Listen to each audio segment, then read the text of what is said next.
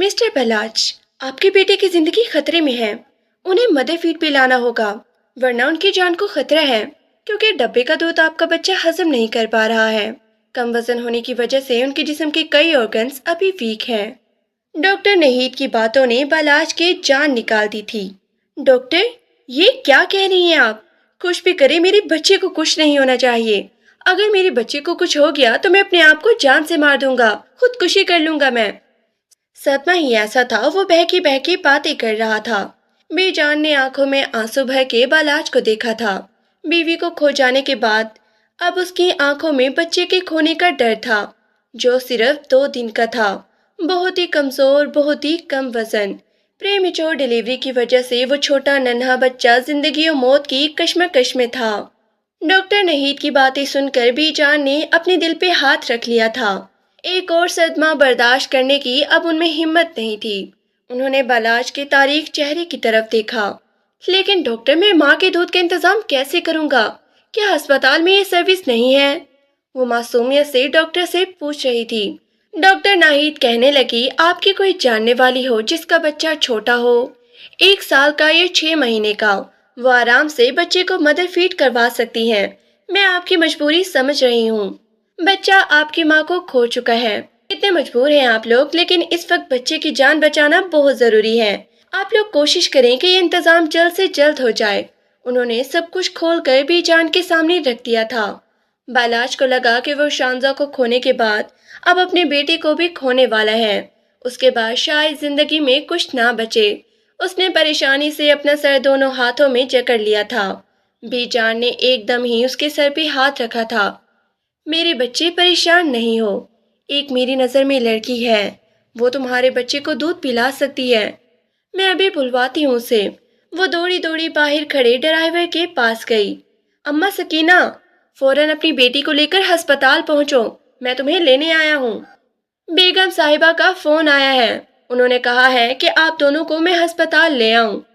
अम्मा सकीना ड्राइवर की बातों पे हैरान रह गई थी। वो दोनों माँ बेटी जाग रही थी। बरीरा खिड़की में बैठी उदास चांद को देख रही थी।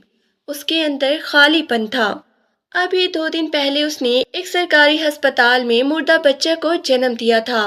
उसकी गोद और आंखें दोनों ही खाली थी। अम्मा ने उसका कंधा हिलाया था। चल मेरी बच्ची, बेगम साहिबा ने अस्पताल बुलवाया है। जरूर कोई अनहोनी बात हो गई होगी, तभी तो इतनी इमरजेंसी में आने को कहा है। वो उठकर चादर पहन रही थी। बरीरा को भी उठने को कहा। मैं कहीं नहीं जा रही अम्मा, मैं यहीं पर हूँ, आप जाओ। वो जरा भी ना हिली थी। अम्मा सकीना ने बड़े प्यार से उसके सर पे हाथ रखा था। मेरी बच्ची, मालकों का हुक्म मानना पड़ता है। देख, जल्दी चल मेरे साथ, ड्राइवर कह रहा है बहुत इमरजेंसी है। बेगम साहिबा ने फौरन अस्पताल पहुंचने को कहा है। उन्होंने काले रंग की चादर बरीरा के कंधों पर डाल दी थी। आंसू भरी नजरों से उसने माँ की तरफ देखा था। उन आंखों में क्या कुछ नहीं था, दर्द, तकलीफ, अजियत, बेचैनी। अम्मा सकीना ने उसके हर जज्बात को नजरअंदाज किया था। उनका दिल कोई चीर कर देखता तो वो एक माँ थी। बेटी के साथ जो हुआ था, उनका बस ना चल रहा था कि उस मुजरिम को अपने हाथों से फांसी पे चढ़ा दे, जिसने उनकी बेटी के साथ ये सब किया था। काले रंग की चादर पहनकर बरीरा भी साथ चलने को तैयार थी। फिर वो दोनों मर्सिडीज की पिछली सीटों पर बैठ गईं। अब गाड़ी तेजी से अस्पताल की जानिब दौड़ रही थी। लो, आ गई सकीना की बेटी। बीजान ने उसे देखते ही खुशी का इजहार किया था। ऐसे लग रहा था जैसे सामने बरीरा नहीं, बल्कि उनके पोते की जिंदगी चले आ रही है। बेख्तियार ही उन्होंने उसका हाथ थाम लिया था। आओ मेरी बच्ची, डॉक्टर के पास ले चलती हूँ, वो तुम्हें सब समझा देगी। वो फौरन ही उसे लेकर डॉक्टर नहीद के पास पहुंच गई थी। डॉक्टर नहीद ने उस कम उम्र खूबसूरत लड़की को देखा था, जिसने काले रंग की चादर से अपना चेहरा छुपा रखा था। ये लड़की क्या मैरिड है? बेजान जल्दी से कहने लगी। जी जी डॉक्टर, इसने अभी 2 दिन पहले ही अपने बच्चे को जन्म दिया, लेकिन बदकिस्मती से वो मुर्दा पैदा हुआ था। लेकिन ये मेरे पोते को दूध पिला सकती है। अगर ये खुशी से उसे दूध पिलाना चाहे तो मेरे पोते की जिंदगी का सवाल है। बरीरा, देखो बेटा, इनकार न करना। बीजान ने अचानक उसके सामने हाथ जोड़ दिए थे। बरीरा फटी फटी आंखों से उन्हें देख रही थी। پھر ایک دم ہی ان کے ہاتھ پکڑ لیے۔ بی جان کا بہت بڑا احسان تھا اس وقت جب وہ دونوں ماں بیٹیاں در بدر کی ٹھوکریں کھا رہی تھی، 2 دن سے بھوکی پیاسی شہر کی سڑکوں پر گھوم رہی تھی۔ انہوں نے اسے پناہ دی تھی، سہارا دیا تھا، ایسے میں وہ کیسے انکار کرتی؟ جی ڈاکٹر صاحبہ، میں اپنی مرضی اور خوشی سے اس بچے کو فیڈ کرواؤں گی، آپ بس کسی طرح بھی جان کے پوتے کی زندگی بچا لیں۔ اس نے ڈاکٹر کے سامنے دونوں ہاتھ جوڑ دیے تھے۔ ڈاکٹر نہید کی آنکھیں بھی خوشی سے چمکنے لگی، اسے اس کم عمر لڑکی کو دیکھ کر حیرت ہو رہی تھی۔ پھر وہ انہیں نرسری میں لے گئی تھی۔ نرس نے اسے مکمل طور پر سمجھا دیا تھا کہ بچے کو وقفے وقفے سے ہر 2 گھنٹے بعد فیڈ کروانا ہے۔ پھر اس کے ہاتھ کپ کپانے لگے۔ اپنے مردہ بچے کو 2 دن پہلے دفنایا تھا، لیکن خدا نے جیسے ایک نئی آزمائش، ایک نئی زندگی اس کے ہاتھوں میں رکھ دی تھی۔ اس نے بسم اللہ پڑھ کر اس بچے کو اپنی چھاتی سے لگا لیا تھا۔ ننھا، کمزور لیکن بے تحاشا خوبصورت بچہ، بڑی بڑی سنہری آنکھیں لیے بریرہ کے وجود میں اپنی ممتا تلاش کر رہا تھا۔ وہ اس کے سینے سے ماں کی خوشبو محسوس کرتا، اس کی چھاتیوں کو اپنے منہ تک لے جانے میں کامیاب ہو گیا تھا، اور اب بڑی آہستہ آہستہ نرمی سے تو قطرہ قطرہ دودھ اپنے اندر اتار رہا تھا۔ نرس مسکرا کر کہنے لگی، شکر ہے بچے کے منہ نے دودھ کو چھو لیا ہے، ورنہ اکثر بچے انکار بھی کر دیتے ہیں۔ آپ بڑی خوش قسمت ہے، خدا آپ سے راضی ہوگا کیونکہ آپ ایک نیک کام کر رہی ہیں۔ بریرہ کی آنکھوں میں آنسو آ گئے تھے، خود بی جان بھی رو رہی تھی۔ انہیں دونوں کندھوں سے پکڑ لیا تھا۔ کیا ہوا؟ میرے بچے کی طبیعت تو ٹھیک ہے نا؟ وہ ٹھیک تو ہو جائے گا نا؟ وہ عورت آ گئی ہے جو اسے مدر فیڈ کروائے گی؟ ہاں ہاں میرے بچے، بریرہ اسے دودھ پلا رہی ہے، ٹھیک ہو جائے گا وہ، خدا پہ بھروسہ رکھو۔ بی جان نے اسے اپنے سینے سے لگا لیا تھا۔ وہ پھوٹ پھوٹ کے رو پڑا۔ اس کی ہنستی کھیلتی زندگی لمحہ بھر میں برباد ہو گئی تھی۔ ایک ہفتہ پہلے وہ کتنا خوش تھے، کتنی بڑی پارٹی رکھی تھی، وہ بھی بیبی شاور کی۔ شانزے کی ڈیلیوری میں ابھی 1 مہینہ باقی تھا، لیکن اچانک ہونے والا بی پی ہائی جو جان لیوا ثابت ہوا تھا۔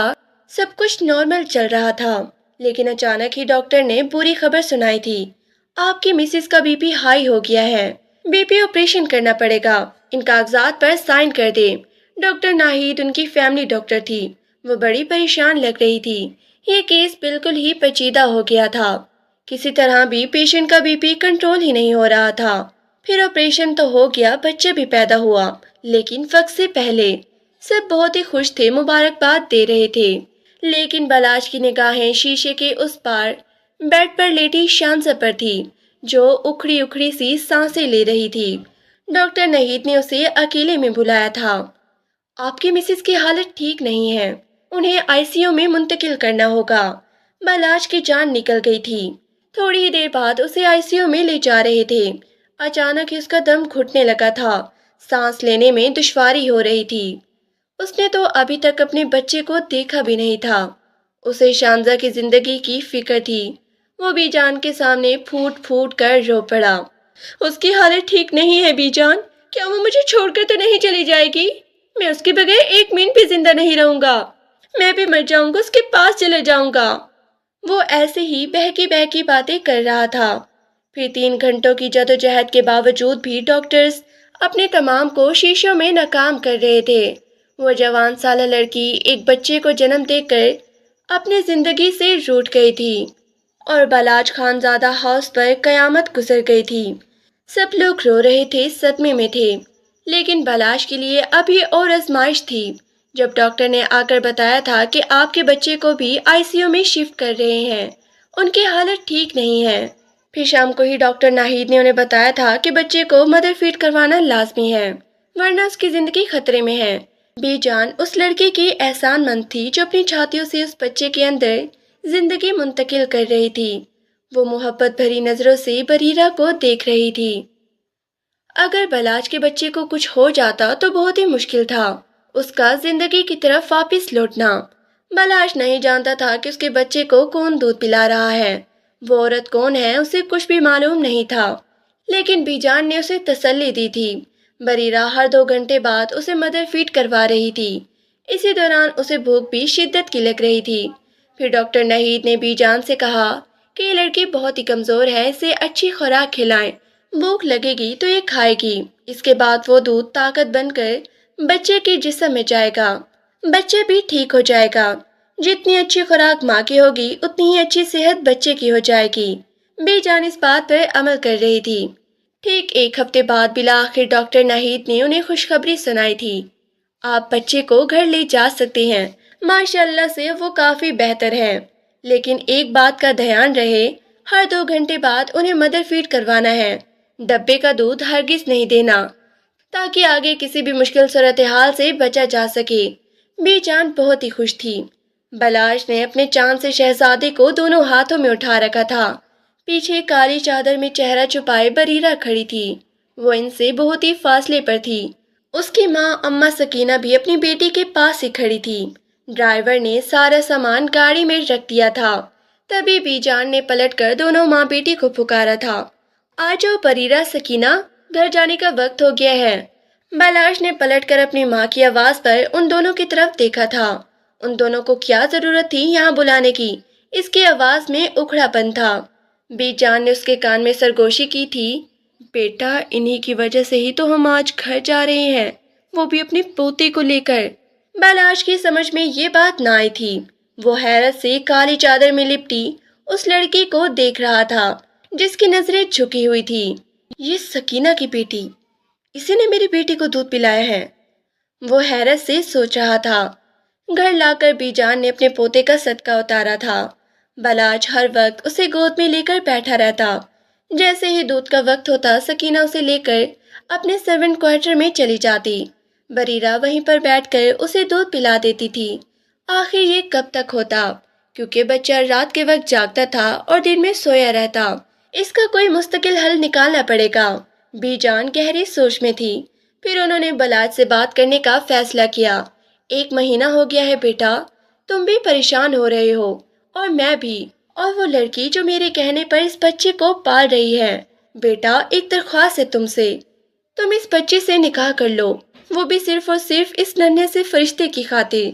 वो रात दिन इसकी देखभाल करेगी और ये तंदुरुस्त हो जाएगा, और इसकी जिंदगी का सवाल है मेरे बच्चे। बेजान की बात सुनकर बलाज हत्थे से उखड़ गया। ये क्या कह रही हैं आप? होश में तो हैं? उस मुलाजमा की बेटी से मैं शामजा के मरने के सिर्फ 2-3 महीने बाद ही निकाह कर लूं? दुनिया हम पर थू थू करेगी। मैं क्यों उससे निकाह करूंगा? आपने भी तो इन दोनों माँ बेटी को एक अरसे से यहाँ रखा हुआ है।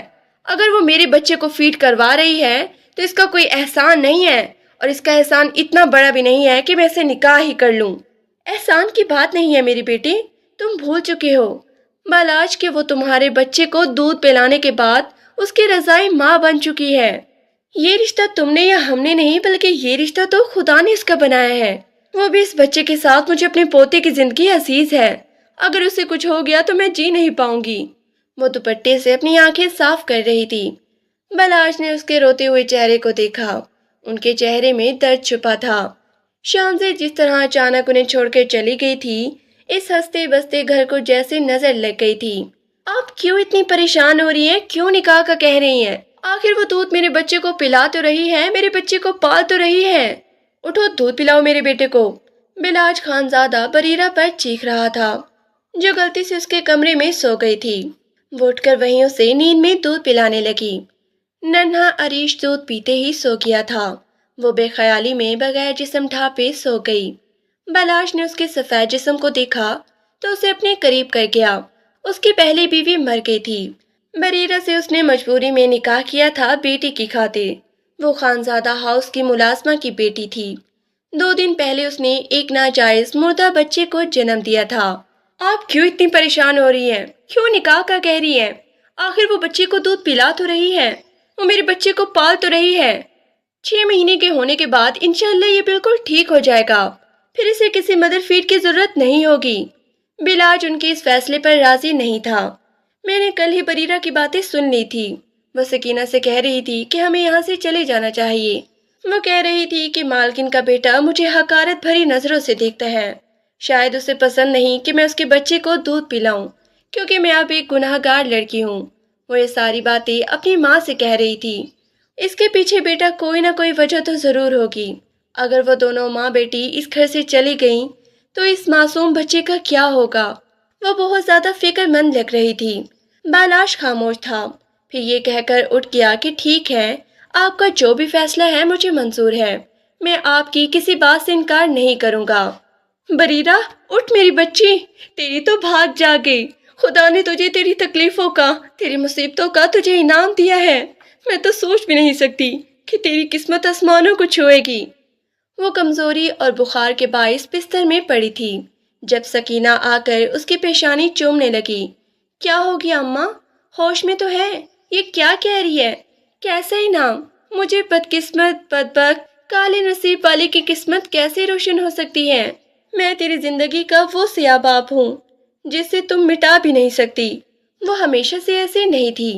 زندگی نے اس کے ساتھ ایسا کھیل کھیلا کہ وہ بہت ہی سخت الفاظ کہنے لگی تھی، وہ بھی صرف اپنے بارے میں۔ نہ میری بچی، ایسے نہیں کہتے۔ تو نے اپنی تکلیفوں پر صبر کیا، اسی لیے خدا نے تجھے صلہ دیا ہے۔ ابھی ابھی بیگم صاحبہ کے پاس سے آئے ہوں، انہوں نے تو ایسی بات کہی کہ مجھے اپنی بیٹی کی خوش قسمتی پر یقین ہی نہیں آ رہا۔ جانتے بھی ہے انہوں نے کیا کہا ہے؟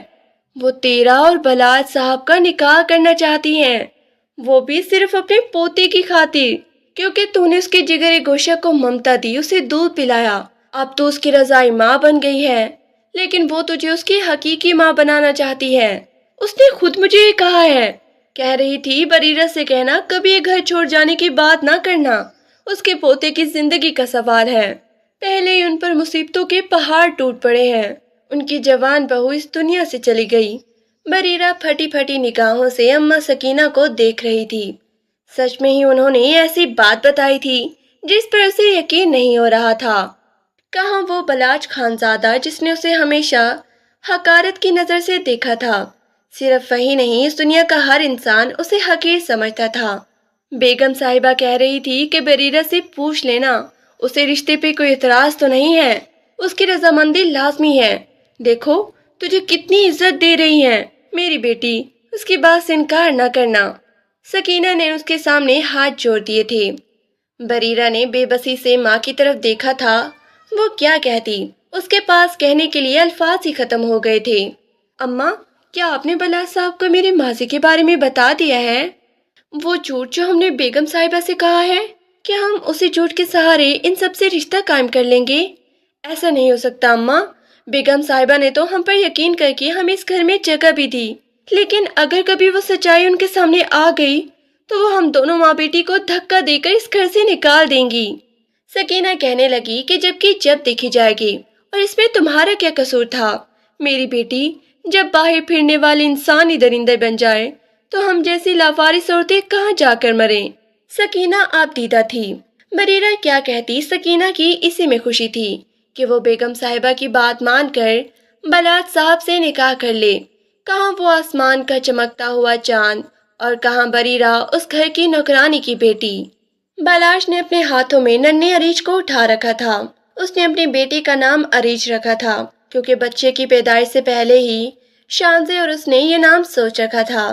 لیکن آج وہ کیا کر رہا ہے؟ شانزے سے بے وفائی۔ اس کی موت کے صرف 3 مہینے بعد ہی وہ ایک لڑکی سے نکاح کر رہا ہے، لیکن یہ نکاح مجبوری میں کر رہا تھا۔ وہ جانتا تھا کہ اس کی بیٹی کو ماں کی ضرورت ہے، اور وہ ماں جو اسے 3 مہینے پہلے ہی اپنے دودھ سے چمٹا کر اسے اپنا عادی بنا چکی تھی۔ 3 مہینے میں وہ آدھی آدھی رات کو اٹھ کر روتا تو وہ فوراً ہی آ کر عریش کو اپنی چھاتی سے لگا لیتی۔ جب تک اس کا بیٹا بھرپور سیراب نہ ہو جاتا وہ اسے چھوڑ کر نہ جاتی تھی، اسی لیے وہ اس میں ممتا تلاش کرتا تھا۔ بریرہ کے روپ میں اسے ایک ماں مل گئی تھی، لیکن اس نے بی جان کو صاف لفظوں میں کہہ دیا تھا کہ یہ نکاح صرف کاغذی ہوگا۔ بی جان اسی پر خوش ہو گئی تھی۔ گھر میں 2-4 لوگ تھے، بس نکاح خواہ تھا۔ گلابی رنگ کا سادہ سا جوڑا پہنے سر جھکائے بریرہ بیٹھی تھی، اور اس کے برابر میں بیٹھا بلاش خانزادہ۔ بریرہ کے چہرے پہ اداسی تھی تو بلاش کا چہرہ بھی غصے سے تنا ہوا تھا۔ ایسے لگ رہا تھا کہ وہ شانزے سے بے وفائی کر رہا ہے۔ تبھی اس کی نظر اپنے 3 مہینے کے بیٹے پہ پڑی تھی۔ وہ دنیا جہاں سے بے خبر بی جان کی گود میں آرام سے سو رہا تھا۔ 3 مہینے پہلے اچانک ہی اس کی جان ہتھیلی میں آ گئی تھی، جب ڈاکٹر نے کہا تھا کہ بچے کو بچانا مشکل ہے کیونکہ اس کی جان خطرے میں ہے۔ لیکن اب اس بات کو 3 مہینے گزر گئے تھے۔ وہ نہ صرف صحت مند ہوتا جا رہا تھا بلکہ ارد گرد کے ماحول کو پہچاننے بھی لگا تھا۔ نکاح خواہ اس کی رضامندی پوچھ رہا تھا جبکہ وہ سوچوں میں مگن تھا۔ پھر اس نے چپ چاپ نکاح نامے پر دستخط کر دیا اور خاموشی سے اٹھ کر گھر سے باہر چلا گیا۔ بی جان نے بریرہ کی پیشانی چوم لی تھی۔ میری بچی، اتنی پریشانیاں اٹھائی ہیں۔ ان 3 مہینوں میں تجھے رات کو جا جا کر بستر سے اٹھاتی تھی، لیکن اب مجھے اس کی ضرورت نہیں پڑے گی۔ اب نہ صرف تجھے ایک بیوی بلکہ اس کی ماں بن کر اسے دن رات دیکھنا ہوگا۔ تو نے مجھ پر بہت بڑا احسان کیا ہے میرے بچے۔ تو نے میرے پوتے کو نئی زندگی دی۔ وہ اسے دعائیں دے رہی تھی۔ بریرہ کی آنکھوں میں آنسو تھے۔ آپ نے بھی تو ہم پہ احسان کیا ہے بی جان۔ شاید ہم دونوں ماں بیٹی تو کسی نہر میں جا کر خودکشی کر لیتے اگر آپ ہمیں اس گھر میں جگہ نہ دیتی تو۔ آج سے 7-8 مہینے پہلے کچھ ایسے ہی حالات سے گزر کر وہ دونوں یہاں پہنچی تھی۔ بیگم صاحبہ، آپ نے تو مجھ کمزاد پر اتنا بڑا احسان کر دیا، میری بیٹی کو اپنی گھر کی بہو بنا کر۔ میں کس منہ سے آپ کا شکریہ ادا کروں؟ اگر مر بھی گئی تو اب دل میں سکون ہوگا کہ میری بیٹی محفوظ ہاتھوں میں ہے۔ بی جان مسکرا دی تھی۔ یہ سارے فیصلے قدرت کے ہوتے ہیں سکینہ، میرا اس میں کوئی عمل دخل نہیں۔ بریرہ کی شکل میں میرے پوتے کو ماں مل گئی ہے۔ یہ دیکھو اسے کیسے دیکھ کر مسکرا رہا ہے۔ ننھا اریج اپنے چھوٹے چھوٹے ہاتھوں سے بریرہ کے چہرے کو چھو رہا تھا، گویا محبت کا اظہار کر رہا ہو، اس بات کا شکریہ ادا کر رہا ہو کہ وہ اس کی ماں بن گئی ہے۔ پھر رات کو وہ اریج کو اپنی گود میں لے کر بیٹھی تھی۔ جب بلاش کمرے میں آیا تھا اس لڑکی کو اس نے کبھی توجہ سے دیکھا تک نہیں تھا۔ ہاں اتنا ضرور جانتا تھا کہ وہ اپنی ماں کے ساتھ اس بنگلے میں رہتی ہے اور حاملہ ہے۔ اس کے شوہر نے اسے طلاق دے دی تھی۔ دونوں ماں بیٹی نے جانے کس مجبوری میں اپنا گاؤں چھوڑ کر یہاں آئی تھی۔ بس وہ اس کے بارے میں اتنا ہی جانتا تھا۔ بلاش کو کمرے میں دیکھ کر وہ ایک دم سے سمٹی تھی۔ اسے ایک عجیب سے خوف نے گھیر لیا تھا، کہیں وہ اس کی بےزتی کر کے اسے کمرے سے نہ نکال دے۔ اس سے پہلے کہ تم کسی خوش فہمی میں مبتلا ہو، میں تمہیں ایک بات کلیئر کرنا چاہتا ہوں۔ میں نے صرف اور صرف اپنے بچے کی خاطر تم سے نکاح کیا ہے، اس لیے اپنی ایک حد میں رہنا اور کبھی بچے کے حوالے سے مجھے شکایت کا موقع نہ دینا، ورنہ اچھا نہیں ہوگا۔ اریج کا خیال رکھنا، وہ بھی 24 گھنٹے، اب تمہاری ذمہ داری ہے۔ بریرہ ایک گہری سانس لے کر رہ گئی تھی، تو گویا وہ اسے اس کے اوقات بتا رہا تھا کہ وہ پہلے بھی ایک نوکرانی کی بیٹی تھی اور اب بھی اس گھر کی نوکرانی ہے۔ اس سے زیادہ کا خیال وہ اپنے دل میں نہ لائے۔ سر جھکائے انگلیاں چٹکھاتے ہوئے وہ اسے کہنے لگی، ٹھیک ہے، میں آپ کو کبھی شکایت کا موقع نہیں دوں گی۔ اریج اس کی گود میں لیٹے لیٹے سو گیا تھا۔ پھر اس نے اس کی پیشانی چومی اور اٹھ کر کاٹ میں ڈال دیا، بستر درست کیے اور خود اپنا بستر نیچے زمین پر لگا لیا۔ بلاش باتھ روم میں کپڑے تبدیل کر رہا تھا۔ جیسے ہی باہر نکلا تو اسے زمین پر سوتا دیکھ کر وہ سوچنے لگا، اچھا ہی ہوا میں نے پہلے اس کی اوقات واضح کر دی، ورنہ نہ جانے اپنے بارے میں کیا سوچ رہی تھی۔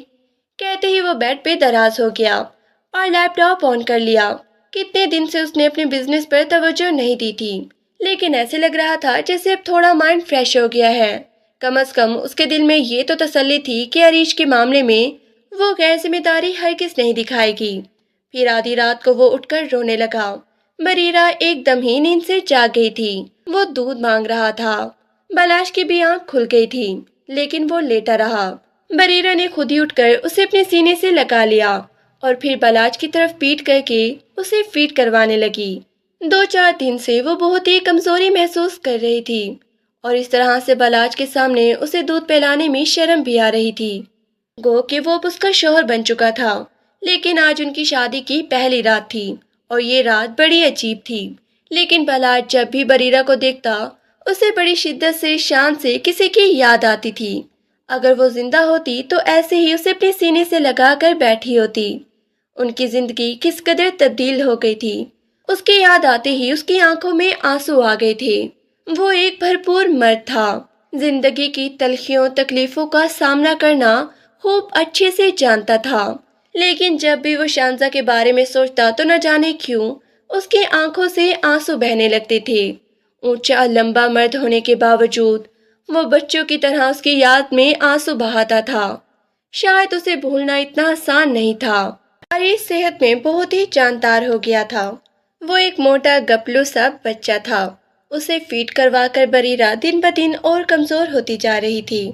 उस दिन भी बीजान उसे कहने लगी, क्या बात है बेटी, तुम अच्छे से खुराक लिया करो। डॉक्टर ने क्या कहा था कि जब तुम्हें भूख लगे अच्छे से डाइट लिया करो। जो तुम खाओगी उसका असर बच्चे पे होगा। लेकिन तुम तो दिन ब दिन कमजोर ही होती जा रही हो। क्या खाती पीती नहीं हो? बीजान को उसकी बहुत ही फिक्र थी। वो सर झुकाकर बैठी थी। बस खाती हूँ, ज्यादा भूख नहीं लगती। वो अपने हाथों को देखे जा रही थी। बीजान ने उसके कपड़ों को देखा। 1 महीना हो गया था उनके निकाह को, लेकिन अभी तक वो उन्हीं कपड़ों में फिरती थी जो उसने निकाह से पहले बनवा रखे थे। मलंगचे पुराने से कपड़े। अरीज को वो पाल रही थी तो अपने आप को उसने भुला दिया था। फिर उस शाम बीजान शिद्दत से बलाश का इंतजार कर रही थी। बेटा, वो तुम्हारी खादमा तो नहीं है। मेरे कहने पर तुमने उससे निकाह कर लिया, लेकिन मेरे बच्चे, तुम उसकी जरूरतों का भी ख्याल रखो। देखो, उसके पास पहनने के लिए कपड़े तक नहीं है। हाँ तो ले आए कपड़े, दे दें। आपको पैसे वैसों की कमी है क्या? इस घर में मेरी जिम्मेदारी नहीं है उसके कपड़ों की। ऐसे ना कहो बेटा, वो तुम्हारी जिम्मेदारी है। वो तुम्हारे बेटे को पाल रही है, अपना खून उसकी रगों में डाल रही है। खुद देखो वो दिन ब दिन कितनी कमजोर होती जा रही है। तुम उसका ख्याल नहीं रखोगे तो कौन रखेगा? मैं तुम्हें ये नहीं कह रही कि तुम उसे मोहब्बत दो, उसे तवज्जो दो, लेकिन उसकी जरूरत का ख्याल जरूर रखो। मोहब्बत मेरे कहने से तुम्हारे दिल में पैदा नहीं होगी। वो तो जब खुदा चाहेगा उसके लिए तुम्हारे दिल में मोहब्बत डाल देगा। बीजान तस्बीह हाथ में लेकर बैठी थी। फिर वो उठकर नमाज पढ़ने के लिए चली गई। बलाज को उनकी बातों पर शदीद गुस्सा आया हुआ था। तभी वो कमरे में चला आया। मुख्तलिफ किस्म के खिलौने बखेरे वो बेड पे अरीज को लिए बैठी थी। उसे देखकर एकदम ही सीधी हुई। चादर अच्छी तरह से अपने वजूद पर डाल ली थी। वो हर वक्त चादर ही पहन के रखती थी। अब इसे अपने साथ लेकर आऊं शॉपिंग करने के लिए। इसकी औकात है क्या मेरे साथ जाने की? बलाश ने उसके बारे में तनफ्फुर से सोचा था। तभी वो कपड़े तब्दील करके वॉशरूम से बाहर आया। उसके सामने नोट फेंकते हुए कहने लगा, ये लो पैसे और कल जाकर अपने कपड़े खरीद लाना। ख्वाम में मसलूम बनने का शौक है तुम्हें। बरीरा उसको हैरानी से देख रही थी, फिर सर झुकाकर रह गई। उसने पैसों को हाथ भी नहीं लगाया था। बलाज गुस्से से उसे देख रहा था। नखरे देखो कितने हैं इस लड़की के। अपने आप को पता नहीं क्या समझती है। उसकी खामोशी पर वो और भी गुस्से में आ गया था। दोनों के दरमियान ज्यादा बातचीत नहीं होती थी, लेकिन वो इस बात को मानता था कि वो उसके बेटे का ख्याल बहुत ही अच्छे से रखती थी। वो उसकी छोटी छोटी जरूरतों का ख्याल रखती थी। अभी भी वो साफ सुथरे कपड़े पहने पेट भर के बड़े आराम से खेल रहा था। दिन ब दिन तेजी से सेहत पकड़ रहा था। फिर बलाज उसके साथ खेलने लगा और वो उठकर कमरे से बाहर चली गई। अगले दिन ही बीजान बलाश के कमरे में आई थी। बेटा, अलमारी में इतने सारे कपड़े पड़े हुए हैं, अब ढंग के कपड़े पहना करो। ये कपड़े पड़े खराब हो जाएंगे मेरे बच्चे, इन्हीं कपड़ों को पहन लिया करो। नहीं नहीं बीजान, ये कपड़े तो शानजा बीबी के हैं, मैं भला इन्हें कैसे पहन सकती हूँ? ये सुनकर वो मुस्कुरा दी। उनकी मुस्कुराहट में भी गहरी उदासी थी। शानजा के हैं, लेकिन वो अब इस दुनिया में नहीं है। अच्छा है कि उसके कपड़े किसी के काम आ जाएं। तुम इसमें से एक जोड़ा निकाल कर पहन लो। क्या पता इससे देखकर ही बलाज के दिल में तुम्हारे लिए जगह बन जाए, वो तुम्हें अपनी जिंदगी में कबूल कर ले। देखती नहीं हो मेरा बेटा कितना बिखरा बिखरा सा रहता है। मुझे मालूम है उसे बीवी की जरूरत है, लेकिन वो अपनी जरूरतों को नजरअंदाज कर रहा है, सिर्फ और सिर्फ शानजा की याद में। तुम किसी तरह उसकी जिंदगी में शामिल होने की कोशिश करो। बेजान उसे समझा रही थी। वो सर झुकाकर उनकी बातें सुन रही थी। फिर उनके बेहद इसरार पर उसने अलमारी से एक गहरे सब्ज रंग का जोड़ा निकाल कर पहन लिया था। उसे ये सब बिल्कुल भी अच्छा नहीं लग रहा था, लेकिन बीजान के कहने पर वो जोड़ा पहनकर बैठ गई थी। बेहद महंगा और खूबसूरत सा सूट था। बरीरा ने पहना तो बीजान ने उसकी तारीफ की थी। माशाअल्लाह, बहुत ही प्यारी लग रही हो। वो नजरें झुकाकर रह गई। अरीज की वजह से बलाज भी जल्दी ऑफिस से आ जाता था, और आज भी ऐसा ही हुआ। जैसे ही उसने खेलते हुए बेटे को बरीरा की गोद से उठाना चाहा, तो उसकी नजर उस सूट पर पड़ी थी। ये सूट उसने शानजा को एक महंगी शॉपिंग मॉल से दिलवाया था। शानजा का सूट उसके जिस्म पर देखकर तो जैसे उसके तन बदन में आग लग गई थी। किस की इजाजत से तुमने ये सूट पहना है? उसकी चीजों को हाथ कैसे लगाया तुमने? पता भी है ये सूट कितना महंगा है? तुम्हारी औकात है इसे पहनने की? क्या सोचकर तुमने ये कपड़े पहने हैं? मैं आइंदा तुम्हारे वजूद पर शानजा की कोई चीज ना देखूं। बलाश ने उसे इतना जलील किया कि उसकी मोटी मोटी आंखों में आंसू आ गए थे। उसका गुस्सा देखकर वो वहशत ज़दा थी। अल्फाज भी मुंह से अदा ना हुए। बलाश ने उसे बाजू से दबोच लिया था। क्या सोच रही हो कि तुम शानजा की जगह ले लोगी मेरी जिंदगी में? उसके बेटे को पाल रही हो, मेरी बीवी बनकर इस कमरे में रह रही हो, लेकिन मेरे दिल में तुम्हारे लिए कोई भी जगह नहीं बनेगी। किसी भी भूल में मत रहना।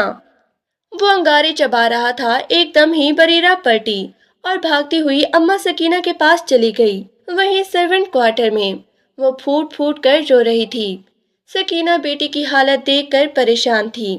क्या हुआ बरीरा? क्या बलाश साहब ने कुछ कहा है? अम्मा, हम दोनों कहीं और चलते हैं, मैं यहाँ नहीं रहूंगी।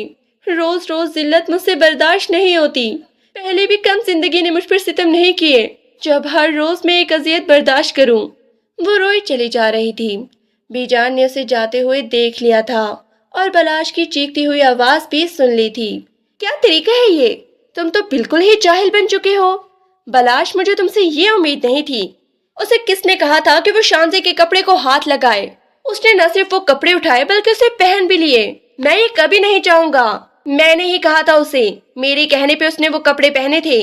तुमने तो उसे आज तक एक जोड़ा नहीं दिलवाया। 6 महीने हो गए तुम्हारी शादी को उसके साथ।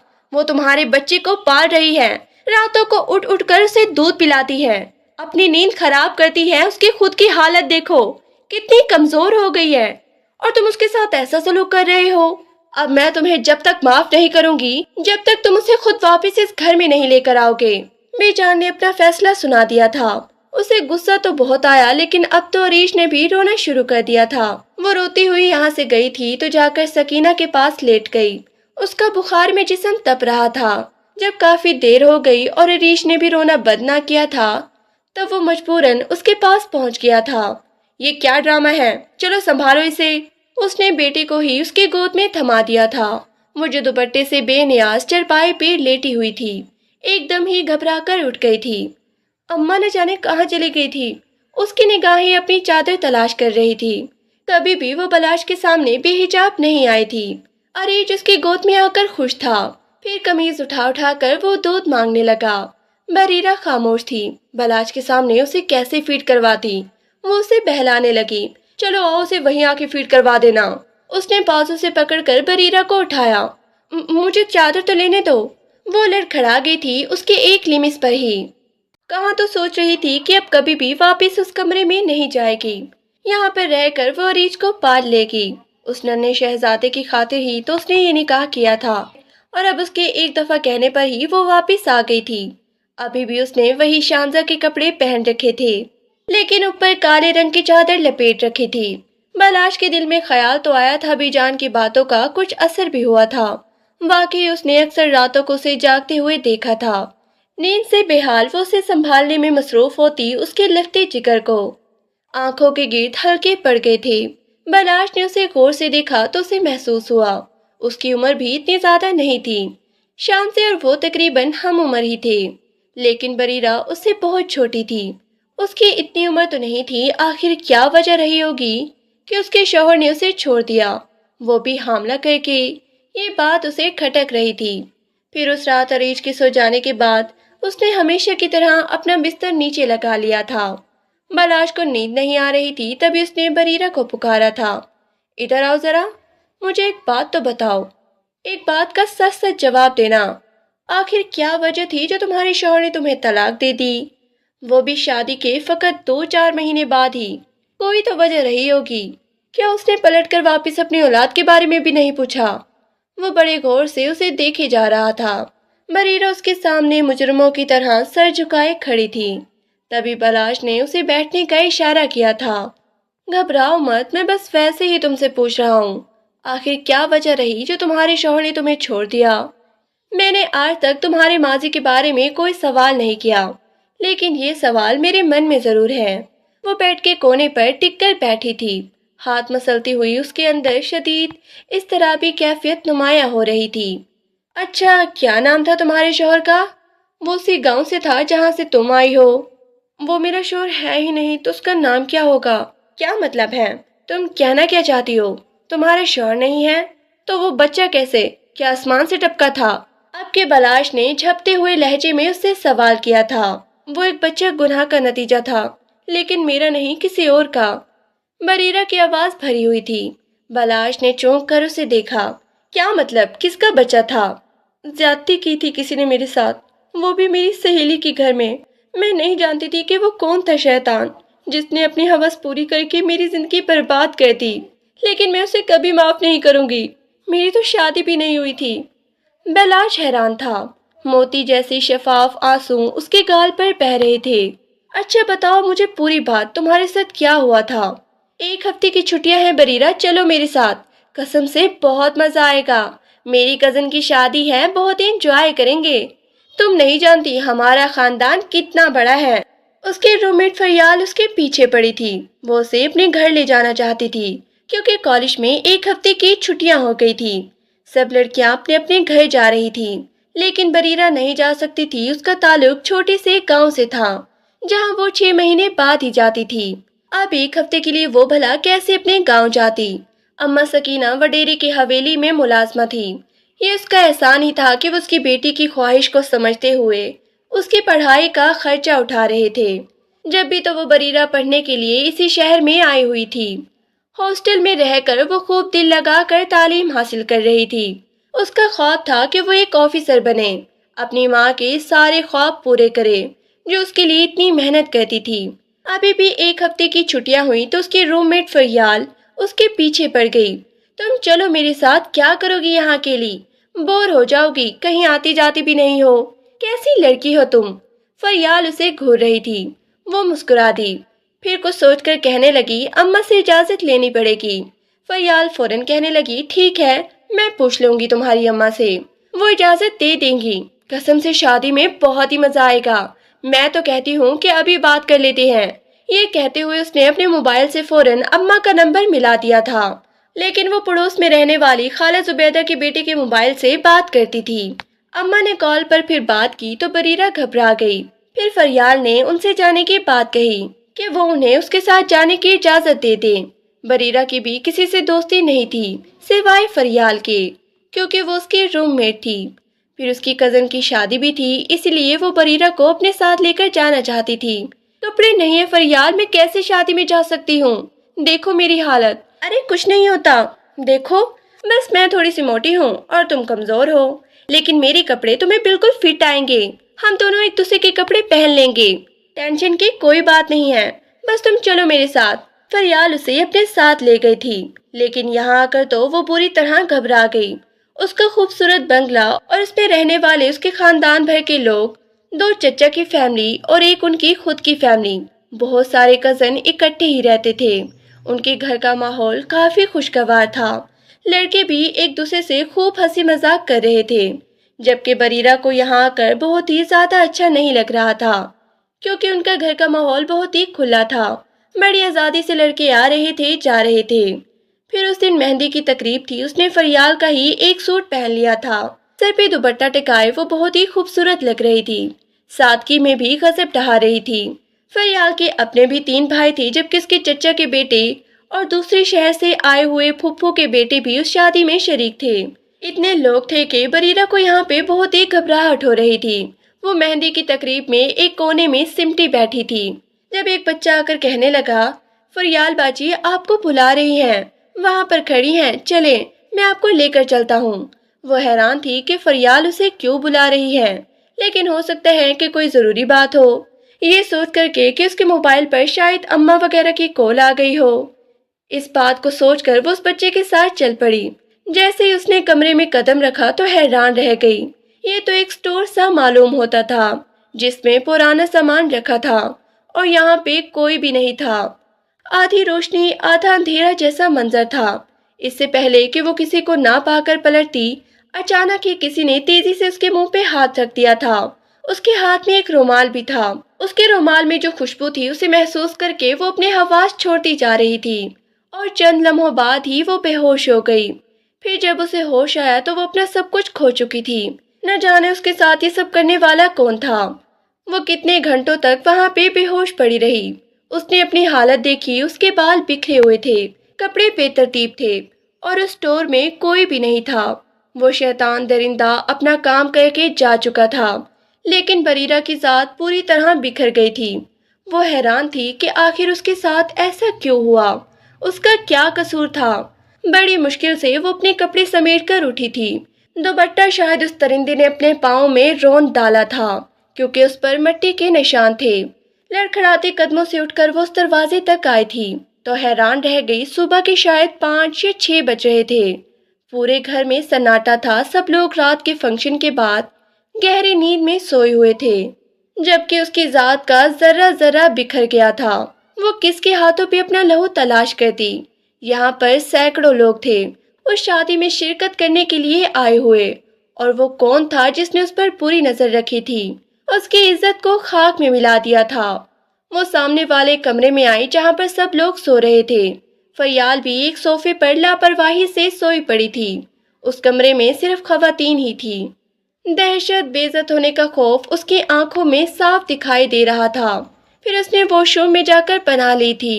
اگر اتنے لوگوں کی موجودگی میں تماشا کرتی تو شاید کوئی بھی اس کی بات پہ یقین نہ کرتا۔ کون یقین کرے گا کہ ایک درندے نے اسے اسٹور روم میں بلا کر اس کی عزت خراب کر دی، جسے وہ جانتی بھی نہیں تھی، اس نے جسے دیکھا بھی نہیں تھا۔ وہ دیر تک روتی رہی، پھر اپنے بیگ سے کپڑے نکال کر تبدیل کر لیے، لیکن اسی رات بس میں بیٹھ کر سیدھی اماں کے پاس پہنچ گئی تھی۔ نہ اس نے فریال سے کچھ کہا، نہ وہ فریال سے مل کر آئی تھی، لیکن اماں کے گلے لگ کر پھوٹ پھوٹ کر رو پڑی۔ سکینہ بالکل ساکت بیٹھی تھی۔ بیٹی کی بربادی پر آنسو بھی نہ بہا بیٹی کی بربادی پہ آنسو نہ بہاتی تو اور کیا کرتی؟ بریرہ کا رشتہ انہوں نے اپنی بہن کے بیٹے سے طے کر رکھا تھا بچپن ہی سے۔ 2 مہینوں بعد ہی ان کی شادی ہونے والی تھی، لیکن 2 مہینوں بعد اچانک ہی اس کی طبیعت خراب ہو گئی۔ وہ اسے لیڈی ڈاکٹر کے پاس لے کر گئی، جس نے یہ روح فرسا خبر سنائی تھی کہ وہ پریگننٹ ہو چکی ہے۔ اس لیڈی ڈاکٹر کے کلینک پر آئی ہوئی گاؤں کی عورت نے ان دونوں ماں بیٹی کی باتیں سن لی تھی جو وہ ڈاکٹر سے کہہ رہی تھی۔ اس نے آتے ہی پورے گاؤں میں یہ بات پھیلا دی۔ اماں سکینہ، تیری بیٹی کو لوگ سنسار کرنا چاہتے ہیں۔ گاؤں کے لوگوں کو پتہ چل گیا ہے کہ تیری بیٹی ناجائز حاملہ ہے۔ سب لوگ کہہ رہے ہیں کہ اس نے شہر سے کوئی گل کھلایا ہے۔ اپنی بیٹی کو لے کر نکل جا یہاں سے، بھاگ جا، ورنہ تیری بیٹی کی زندگی اور تیری زندگی بہت خطرے میں ہے۔